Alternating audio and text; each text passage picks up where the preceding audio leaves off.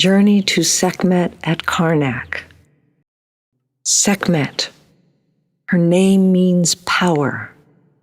She is the mighty one, lady of flame, the feminine fire, daughter of the sun.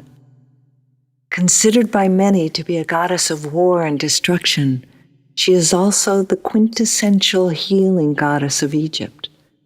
She is the deity who represents fierce compassion and who plants the seeds of sacred purpose into your heart. Sekhmet's myth, although constantly altered through eons of retelling, speaks of a goddess who comes to earth to deal with the human populace who had lost respect for their creator. There was a time, her legend tells, when Ra, the sun god, ruled the sky and all that dwelt below.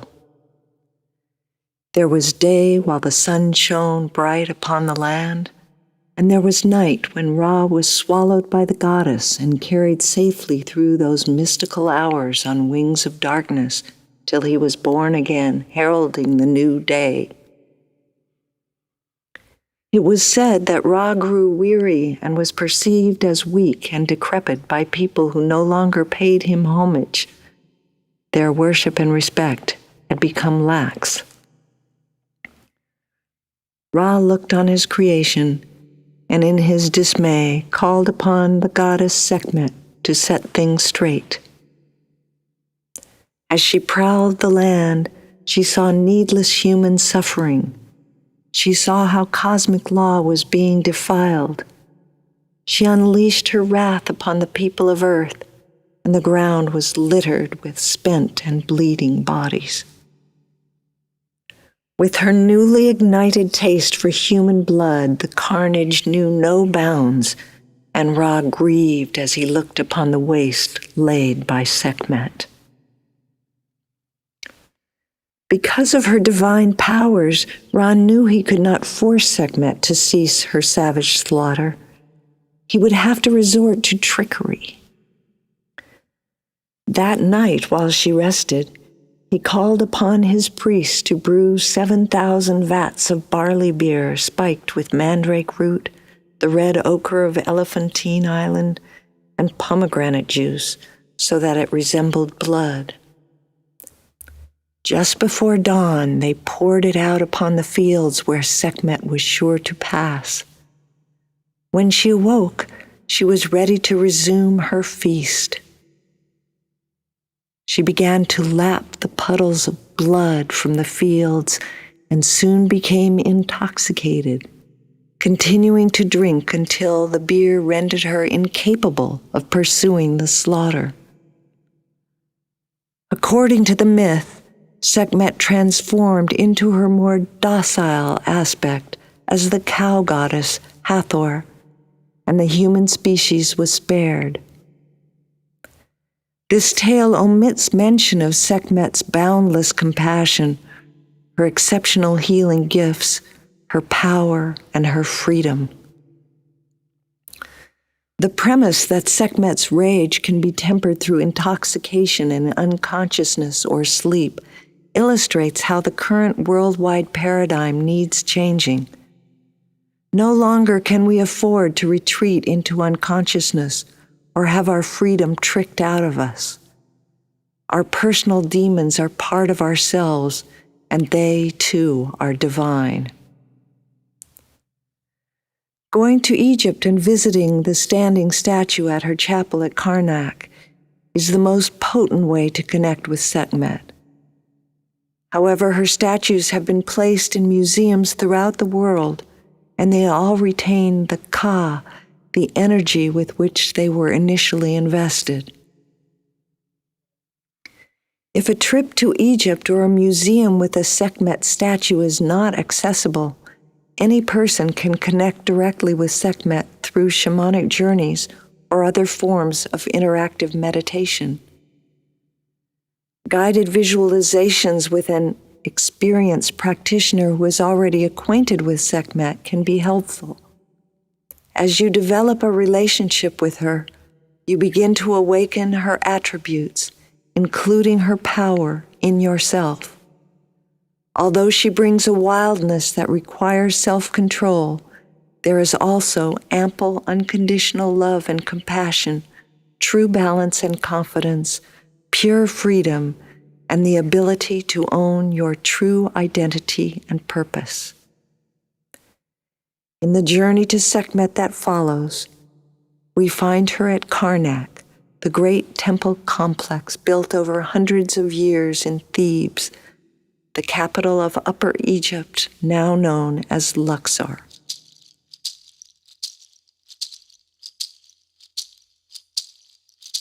Relax, close your eyes, and breathe deeply. As you ground and center yourself, focus on your heart. Find the eternal flame that dwells within the sanctuary of your heart center.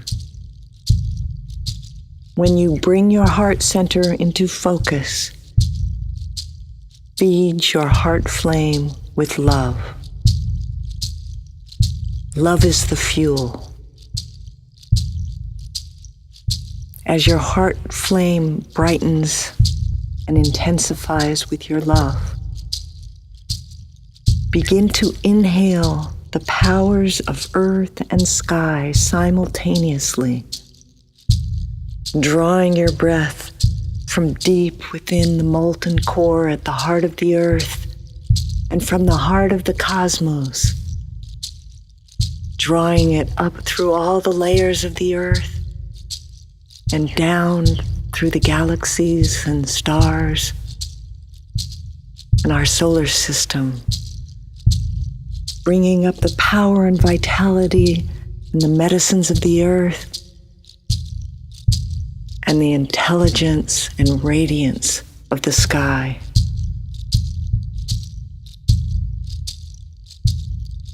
Let those powers mix with the love that you continue to pour on your heart flame. As you exhale, feel the power, vitality, and love pass through every cell and molecule in your body, calling them to attention, bringing an alertness throughout your being. With each heart breath, your heart flame grows. As it becomes brighter and your radiance extends around you, look within the glow and see yourself standing along the Nile River in Egypt. As you look from the shore to the rising sun in the east, you see the great temple of Karnak before you. As you walk toward the great pylon, you pass between columns of ram's-headed sphinxes that seem to be able to look right through you. When you enter the temple, you make your way forward across a great inner courtyard and into the hypostyle hall, where you pass through a forest of giant pillars with girths as big as California redwoods.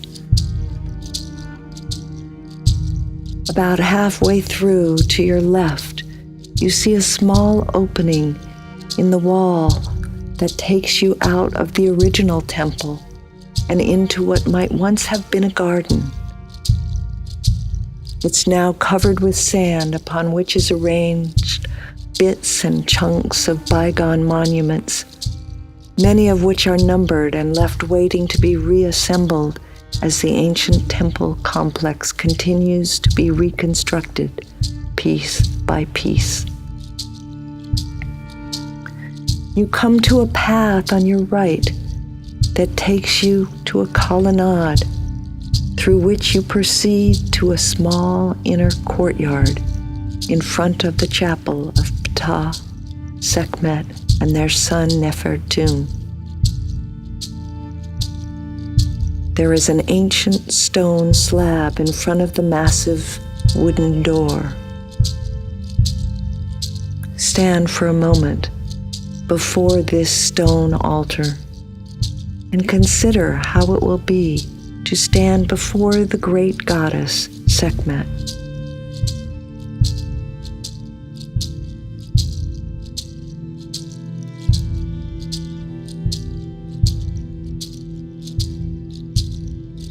When you are ready to enter, the large door swings wide and you find yourself facing a small, headless statue of Ptah, the great creator god and consort of Sekhmet. Take a moment to pay your respects and listen and feel for a response from this great one who holds the dream of our possibilities in his heart.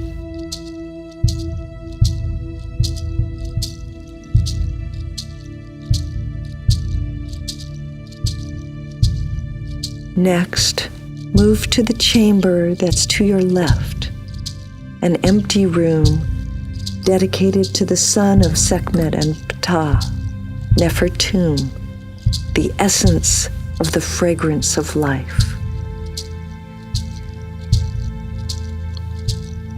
Take a moment to consider the result of the joining of Sekhmet, the sacred spark of fire, the passion for life, with the great creator god Ptah, from whose heart and tongue is uttered creation itself.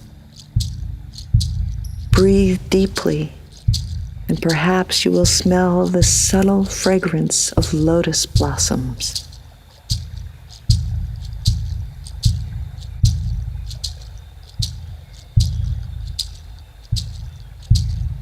Now pass back through the central room and into the chamber of Sekhmet.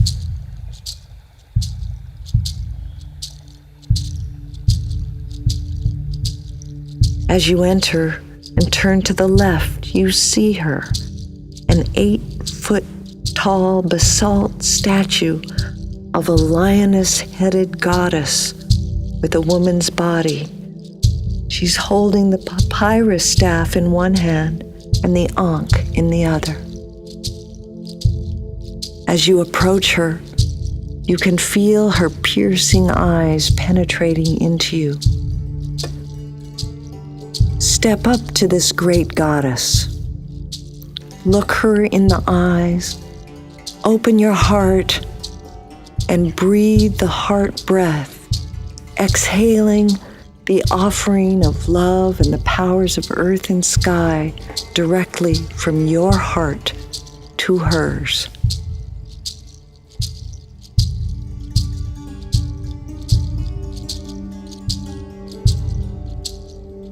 As her gaze meets your own, you might feel a hand or a paw reach out and touch your heart. Instantly, you are filled with her power as her energy courses through your being. Feel it in every cell of your body and throughout the entire field of your consciousness as her fierce compassion permeates your being.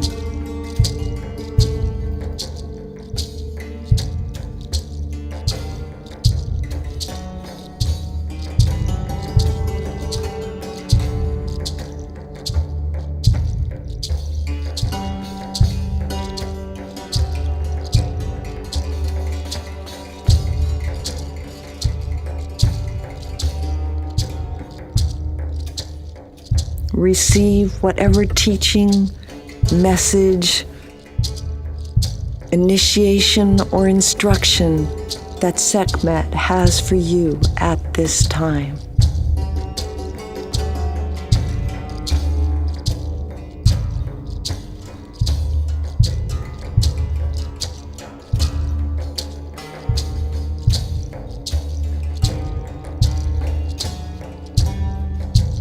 When you feel complete with this experience, thank Sekhmet and back out of her sanctuary.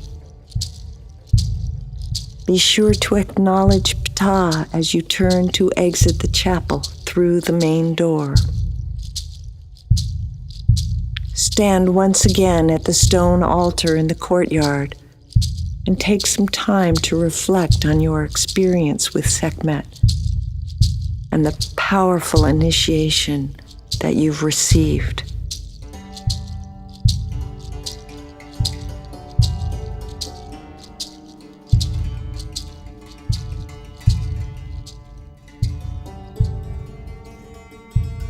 As you stand in the courtyard, you begin to feel yourself return to your physical body and your ordinary consciousness.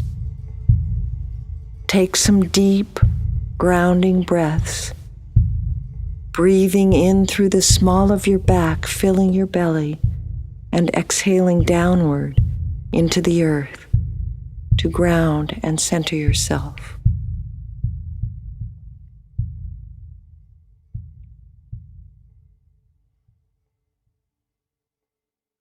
When you feel yourself fully returned to wherever you started from, and you feel fully grounded in your physical body, open your eyes. Be sure to record your experience in your journal, especially if you hope to continue to work with Sekhmet. Do it quickly before the images begin to fade.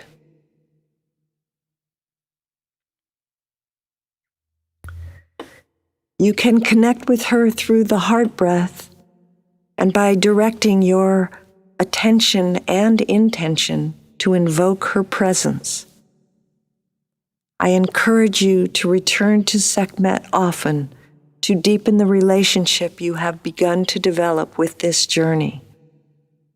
She will continue to empower you and enrich your experience of the ongoing shamanic cycles of life, death, disintegration, illumination, renewal, and rebirth.